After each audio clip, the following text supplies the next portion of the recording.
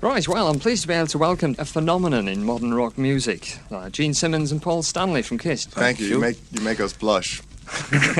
Well, let's start with the latest album, which is, in fact, is your 18th album. I think In counting England, I think it's 19th. Yeah, we had a release that the record company put together called Killers, which was pretty much a compilation of old stuff and a few new tracks that were done between The Elder and Creatures of the Night. So this is the 19th. In America, it's the 18th. It's the 18th, yeah. I see. Well, Eric Carr's quoted as saying this is the best you've done bar none.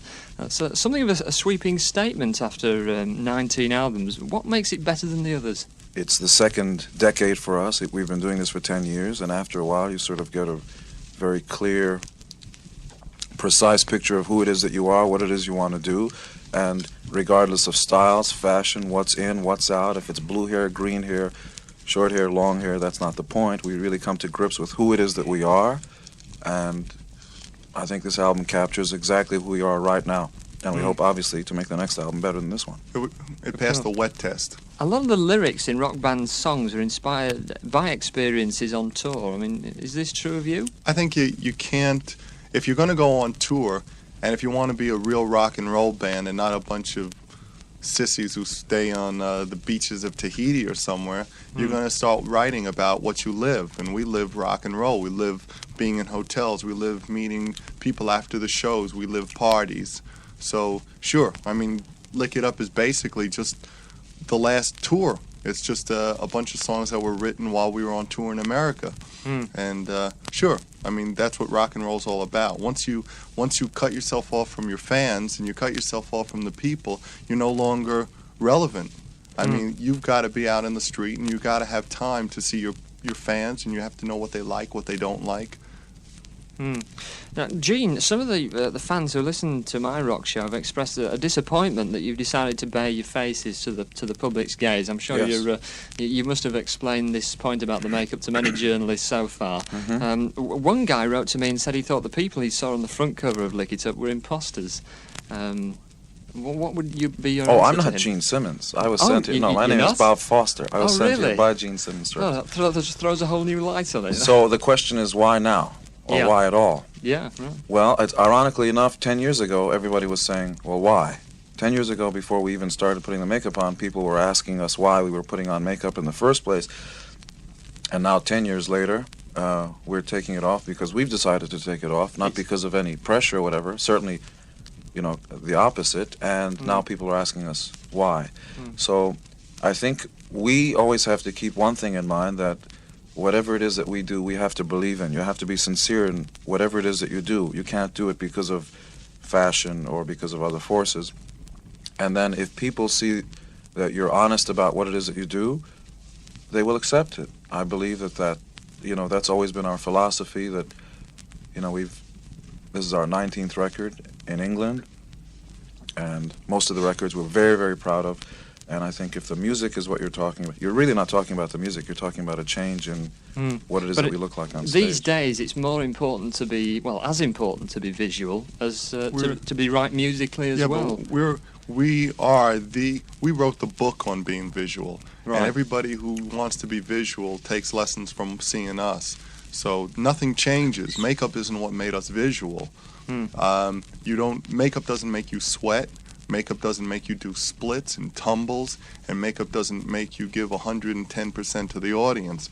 What KISS always stands for, stood for, will stand for, till the day that we either die or decide to go on to something else, is total commitment to our audience and giving 110%. And that goes way beyond makeup. I think that you had a different hairstyle probably 10 years ago, and for somebody to say you should have the same hairstyle 10 years later is it's shallow. And I think that most of our fans realize that, and the other ones will see it anyway. I mean, people sometimes need a little period of adjustment, but I gotta say it's really the vast minority, because KISS fans are KISS fans. KISS fans know that KISS is in our hearts, and that's what we believe in. It must have been a distinct advantage to be able to walk around in public without being recognised. Oh, it's great. I remember on a couple of occasions coming into towns middle American towns and going in to get a hamburger or whatever, the staple American diet, and walking through the crowd and talking with people about the concert tonight and, you know, who's going to be there. And you really get a sense of what it is that people think about you. I remember buying a ticket at the front door of Madison Square Garden in New York, walking in through the front, through the crowd, through the front gate, into the dressing room, and then coming up on stage and performing on stage. So there's that sort of, I think we're much closer to our audience than most bands. Most bands have that sort of separation.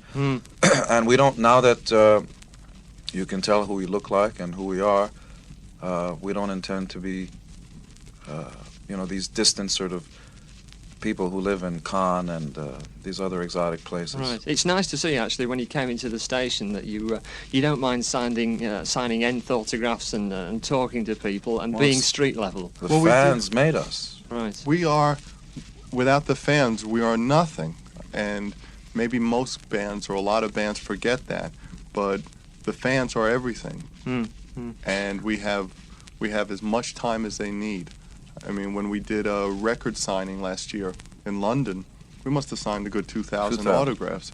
But if you only sign 1,999, then there's one person who's going to write to the music papers well, and more say... than we that, don't care about We don't that. care about who needs He's gonna music be papers. unhappy. He's going to be unhappy, and everybody deserves...